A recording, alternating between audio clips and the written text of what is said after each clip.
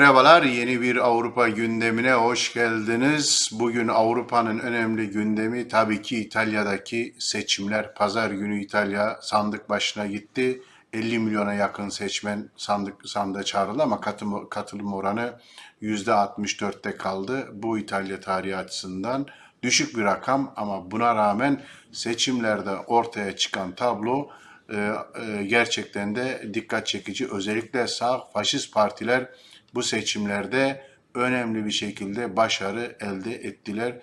Bugünün en önemli görünen yönlerinden bir tanesi bu.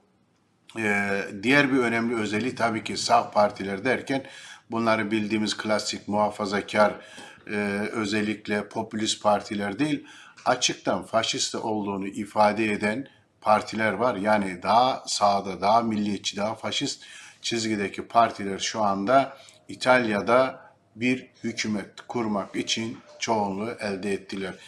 Sandıktan birinci çıkan parti Fratelli d'Italia, yani İtalya'nın kardeşleri, Giorgia Meloni'nin başkanlığını yaptığı radikal sağcı faşist bir örgüt. Bu parti özellikle Mussolini'nin çizgisini sürdürmek üzere kurulmuş bir parti. İtalyan Sosyal Hareketi'nin devamı olarak kurulmuş. Ondan sonra 2012'de bir bölünme gerçekleşmiş. Bu bölünmenin ardında bu parti seçimlere katılmıştı. 2018'deki seçimlerde %4,3 oy almıştı ama bu sefer ise %26 gibi büyük bir oy oranı elde etti İtalya'nın kardeşleri.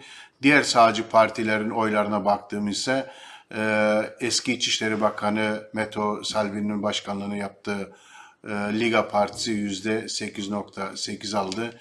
Yine İtalya eski başbakanlarından Silvio Berlusconi, biliyorsunuz Berlusconi daha önce başbakanlığı yapmış, ülkenin milyarderlerinden birisi. Medyanın büyük kısmını elinde tutuyor ama yaşlanmasına rağmen siyasetten çekilmiyor ve onun partisi Forza İtalya'da %8,2 gibi bir oy aldı ve toplam bu sağ cephe içerisindeki partilerin almış olduğu oy oranı %44'ün üzerinde ve bu böylece hem senatoda hem parlamentoda bu sağ faşist partilerin çoğunluğu elde etmesi kesin ve özellikle de Giorgia Meloni başkanlığında bir hükümetin kurulmasına kesin gözüyle bakılıyor. Böylece İtalya'da önümüzdeki dönem sağ milliyetçi faşist bir hükümetin kurulacağı görülüyor. Peki bir de soldaki tabloya bakalım tabii ki. Sol partiler, işte sosyal demokratlardan sol ve yeşillere kadar olan partilerin oy oranlarının toplamı %26, yani arada epey bir fark var. %44 ve %26 gibi büyük bir fark var. Burada en büyük partiyi Sosyal Demokrat çizgideki Demokrat Parti %18 ile %18,9'da elde etti. Yine Sol Parti ve Yeşillerin kurmuş olduğu ittifakta %3,5 gibi bir oy aldı.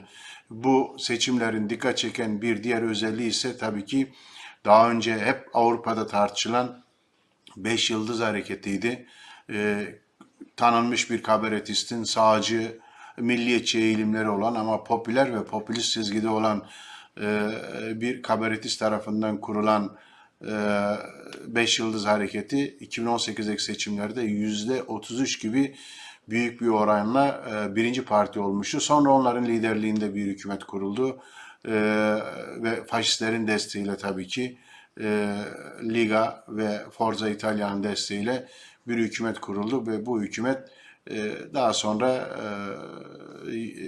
dağıldı. Yerine de Avrupa Merkez Bankası eski başkanı Draghi önderliğinde bir geçici hükümet kurulmuştu. Burada dikkat çeken Beş Yıldız Hareketi geçtiğimiz seçimlerde %33 gibi büyük bir oy alırken bu seçimlerde ise %15,5 gibi oy aldı. Yani oyların yarısından fazlasını kaybetti ve kaybettiği oyların büyük çoğunluğu da bu aşırı sağcı milliyetçi partilere gitti. Böylece Avrupa içerisinde şimdi aşırı sağcıların hükümette olduğu büyük bir İtalya söz konusu olacak. Çünkü İtalya Avrupa içerisinde önemli ekonomik ve siyasi ağırlığı olan bir ülke. Bundan sonra Avrupa Birliği'nin politikalarında İtalya nasıl bir rol oynayacak? Bu konuda sabahtan beri özellikle Alman basında bu konuda haberler ve yorumlar yapılıyor. Bunun Avrupa Birliği'nin geleceği için bir tehdit olduğunu söyleyenler de var.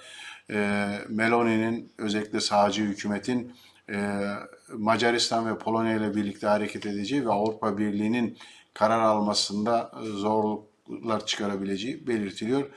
Tabii ki en önemli olan nokta şu anda İtalya'da ne oldu da açıktan Mussolini'nin çizgisini sürdürenlerin iktidara geldiği, birinci parti haline geldiği, faşizmin İtalya'da yeniden salmasının ya da yeniden bu denli güç toplamasının nedenleri üzerinde durmak gerekiyor ve bu değişik vesilelerle dile getiriyor. Bir tanesi tabii ki özellikle Meloni geçtiğimiz dönemde Ağustos ayından itibaren sürekli kampanyasını, seçim kampanyasını ve söylemini merkez sağ bir parti olma üzerine kurdu. Yani Mussolini ile arasına mesafe koymadı, ona karşı konuşmalar yapmadı ama özellikle aile, din, göçmenler gibi konular propagandasının merkezi oldu ve İtalya'nın yeni merkez muhafazakar partisi olmanın söylemini öne çıkardı ve burada tabii ki diğer önemli bir konu Avrupa Birliği'ne karşı çıkmadı. Yani kendisinin hükümete gelmesi durumunda İtalya'nın Avrupa Birliği'nden çıkacağını söylemedi.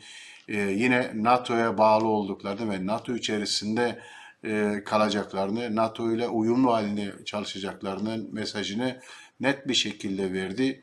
Diğer bir konu ise genel olarak Avrupa'daki popülist hareketlerin çoğu Rusya konusunda diğer partilerden farklı düşünüyor. Rusya'ya daha yakın bir çizgi içerisinde bunların kimi Moskova'ya gidip Putin'le birlikte resimler çektirdiler ve böylece Rusya konusunda diğer partilerden farklı bir tutum izleyerek Rus yanlısı oldular. Ama şimdi özellikle İtalya'nın kardeşleri ve Meloni bu konuda biraz daha mesafeli Rusya'ya karşı net bir şekilde pozisyon alıyorlar.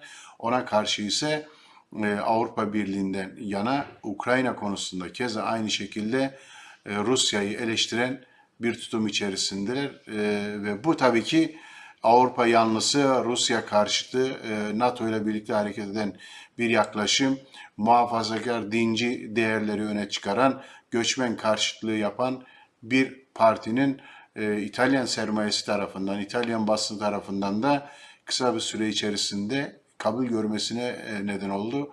Bir diğer önemli faktör tabii ki Draghi liderliğinde kurulan hükümete bütün partiler bakan verdi ama Meloni muhalefet ederek bir çizgi sergiledi ve bu muhalefetiyle birlikte diğer partilerin ortak olduğu bir hükümete karşı çıktı ve muhalefet etti. Bu da oy toplamasının nedenlerinden bir tanesi, başlıca nedeni değil ama önemli nedenlerden bir tanesi bu olarak kabul ediliyor şu anki Avrupa basınında.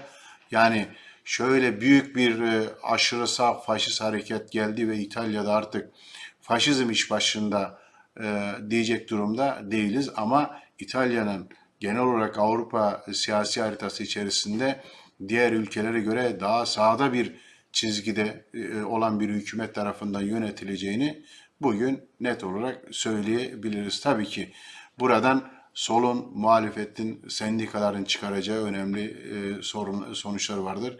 Özellikle antifaşist güçlerinin İtalya'da faşistlerin bir kez daha bu denli güç toplamasının nedenlerini irdelemesi ve sorgulaması lazım. Bu da tabii ki sosyal sorunlara sahip çıkma konusunda ne kadar farklı bir çizgi izlediler onu görmeleri gerekiyor.